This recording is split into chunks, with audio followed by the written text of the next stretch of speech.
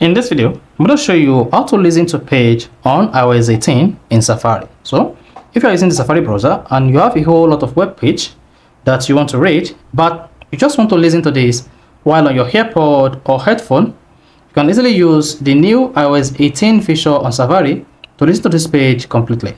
So, if you're done with this video, you found this video helpful and informative, please don't forget to like and subscribe.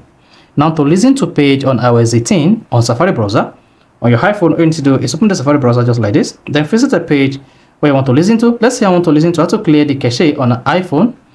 Open it, and once the web page opens, instead of you reading through the entire web page just like this, then you can easily turn on listen to on iOS 18 in this browser. To do this, just click on this menu icon, then you should see on this pop-up listen to page, then show reader, tap listen to page and hang on.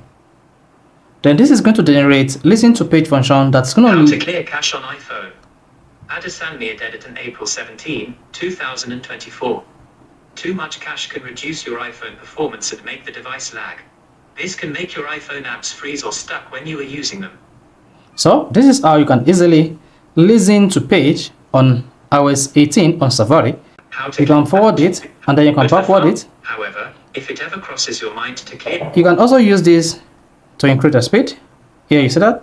Then if you set it to 2, device cache, then you can revive the device and end the lag issue. So in this guide. so you see that. So that's how you can easily listen to page on iPhone on iOS 18. So if this is helpful and informative, please don't forget to like and subscribe.